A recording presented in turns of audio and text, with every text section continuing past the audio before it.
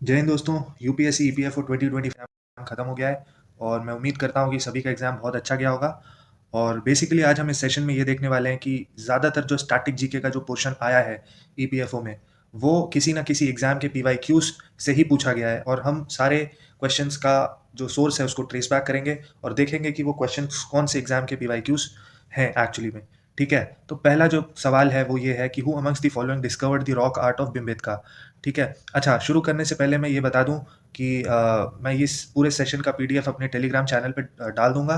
Plus मैं अपने Telegram channel पे बहुत सारे अलग-अलग सब्जेक्ट्स के फ्री में नोट्स ऑलरेडी अपलोड कर चुका हूँ, तो आप प्लीज़ चैनल को जॉइन कर लें और वहाँ से फ़ायदा उठाएँ और अपनी तैयारी को बेहतर करें। ठीक है? पहला जो सवाल है, जो ईपीएफओ में आया है, वो एक्चुअली में सीडीएस 2 2024 में ऑलरेडी पूछा जा चुका है। ठीक है? तो इसका आंसर है वीएस वकनकर। ठीक है? ये ऑलरेडी सीडीएस 2 2024 में पूछा जा चुका है, जैसा कि आप यहाँ पे देख सकते हैं। सिमिलरली जो अगला सवाल है वो है which among the following are the primary reactants of photochemical smog. ठीक है? अगेन ये सवाल सीएपीएफ 2020 में पूछा जा चुका है। ठीक है? और ये जो स्नैपशॉट्स जो मैं यहाँ पे डाल रहा हूँ, ये एक्चुअली पीवाईक्यू नोट्स के स्नैपशॉट हैं, जो कि एक्चुअली में पेड पीडीएफ है, जो कि बहुत सारे लोगों ने मेरे से खरीदा भी है। तो आप भी खरीद सकते हो बहुत ही नॉमिनल कॉस्ट पे। मैंने पिछले 10 साल के ये आप देख सकते हैं, पिछले 10 साल के सीएपीएफ, सीडीएस और यूपीएससी तीनों के इंटीग्रेटेड पीवाईक्यू नोट्स बनाए हुए हैं। ठीक है? आप टेलीग्राम चैनल जॉइन कर लें, उस पे बहुत सारा पीवाईक्यू नोट्स के सैंपल भी पड़े हुए हैं, तो आप देख सकते हो उसको। ठीक है? प्लस आप ये पीडीएफ अगर डाउनलोड करोगे ना, तो आप ये क्लिक हियर करके आप सैंपल देख सकते हो। ठीक है? वैसे ही सिमिलरली 99th क्वेश्चन जो है, core inflation includes which of the following? Food prices, energy prices. ये ईपीएफओ 2025 में आया है और सिमिलरली ये सवाल एग्जैक्टली सेम सवाल सीएपीएफ 2024 में भी आ चुका है। ठीक है? उसके अलावा आप ये देख सकते हो which of the following temples in India is refer to as black pagoda.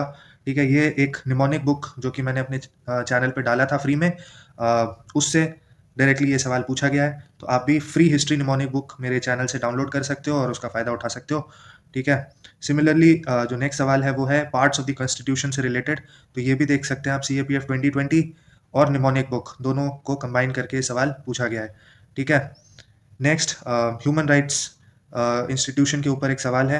ठीक है? और ये बेसिकली ये सवाल एलिमिनेशन मेथड से सॉल्व हो जाता है अगर आपको एक भी ऑप्शन इसमें पता होता। और जो फर्स्ट ऑप्शन है वो सीएपीएफ 2023 में ऑलरेडी पूछा जा चुका है, जो कि मैंने अपने पीवाईक्यू इंटीग्रेटेड नोट्स में ऑलरेडी डाला हुआ है। ठीक है? तो सीएपीएफ 2023 में पूछा गया और फिर ईपीएफओ 2025 में आया ये सवाल। नेक्स्ट, सिमिलरली ईपीएफओ 2025 में आरटीआई एक्ट से रिलेटेड 2 पॉइंटर्स पूछे गए हैं और सीएपीएफ 2023 में भी आरटीआई एक्ट 2005 से रिलेटेड डायरेक्ट सवाल देखने को मिला था। ठीक है? अच्छा, इससे इससे पहले कि हम आगे बढ़े, मैं एक चीज़ और बताना चाहता हूँ। जब भी आप किसी पीवाईक्यू को सॉल्व करते हैं ना, तो हो सकता है कि डायरेक्ट पीवाईक्यू उठा के दूसरे एग्जाम में ना आए, बट पीवाईक्यू में जो ऑप्शन होते हैं, ऑप्शन से रिलेटेड सवाल किसी और एग्जाम में बन सकता है। इसीलिए बहुत इंपॉर्टेंट हो जाता है कि जब आप पीवाईक्यू का एनालिसिस करते हैं, तो जो 4 ऑप्शंस होते हैं आप उनका भी एनालिसिस करें। ठीक है? ठीक है? क्योंकि यूपीएससी जो है वो डायरेक्ट सवाल नहीं डालता है, यूपीएससी पैटर्न्स को रिपीट करता है और पैटर्न का रिपीट करने का मतलब यही है कि वो ऑप्शन से आपका सवाल बना देगा। ठीक है? इसीलिए कोई भी चीज़ जो ऑलरेडी पूछा जा चुका है, वो हमारे लिए बहुत ज़्यादा इंपॉर्टेंट हो जाता है किसी भी दूसरे एग्जाम के लिए।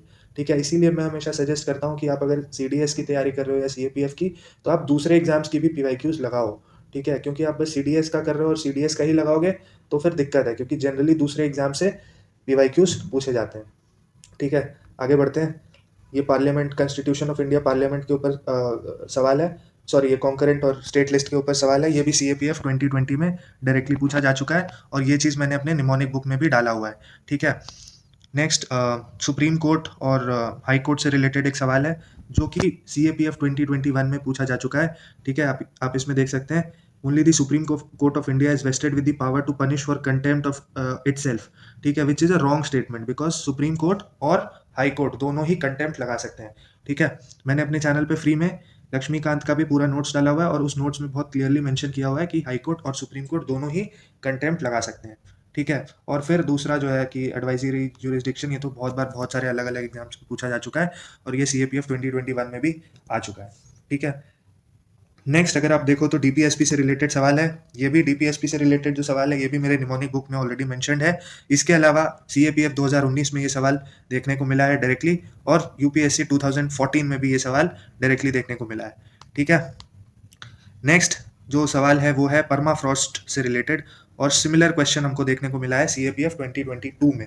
ठीक है, अब इसका यही मतलब है जो मैंने अभी बोला था रिसेंटली कि ऑप्शन को आपको एनालिसिस करना है, वो बहुत इंपॉर्टेंट है। तो अगर परमाफ्रॉस्ट कभी आ गया है एग्जाम में तो आपको परमाफ्रॉस्ट से रिलेटेड हर चीज़ पता होना चाहिए।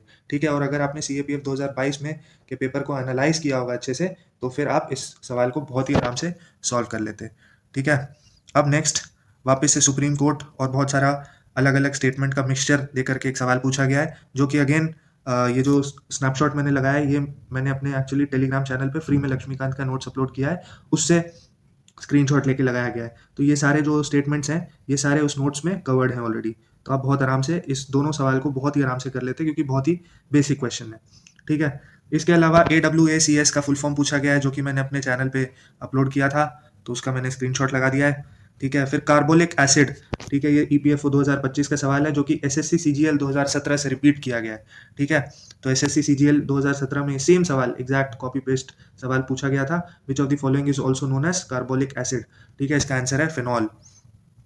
उसके अलावा मैं अपने टेलीग्राम चैनल पे डेली PIB अपडेट्स और मंथली PIB मैगजीन भी बना के अपलोड करता हूँ। ठीक है, बहुत सारे ऐसे चैनल हैं जो PIB अपडेट्स के लिए पैसे लेते हैं, बट मैं फ्री में डालता हूँ, तो आप जरूर ज्वाइन करें चैनल और इसका फ़ायदा उठाएं। तो डायरेक्टली PIB अपडेट से ये सवाल पूछा गया है, जहाँ पे पूछा गया है कि श्री जतिन गोस्वामी जिनको पद्म भूषण अवार्ड मिला है, ठीक है, वो exponent of which of the following dance forms. ठीक है, इसका आंसर है सत्रिया। ठीक है, ये PIB अपडेट से डायरेक्टली सवाल पूछा गया है। इसके अलावा ये एक सवाल है फीफा वर्ल्ड कप 2026 से रिलेटेड, और ये भी मैंने अपने चैनल पे डाला था, तो मैंने इसका स्क्रीनशॉट लगा दिया है। इसके अलावा ये जो अगला सवाल है ये डायरेक्टली PIB अपडेट से पूछा गया है, जहाँ पे पूछ रहे हैं कि कौन से रीजनल ब्लॉक के साथ यूनियन कैबिनेट ने करेंसी स्वैप अरेंजमेंट किया है। तो इसका आंसर है सार्क। ठीक है, ये भी आप स्क्रीनशॉट देख सकते हैं, डायरेक्टली PIB से लिया गया है। ठीक है, इसके अलावा अगला सवाल है zero effect is an initiative of which of the following ministries. ये भी डायरेक्टली PIB अपडेट से उठाया गया है, और आप देख सकते हो ministry of micro small and medium enterprise इसका आंसर होगा। ठीक है, उम्मीद करता हूँ आपको पसंद आया होगा। टेलीग्राम चैनल ज्वाइन कर लें, फ़ायदा उठाएं। Thank you so much, see you and all the best.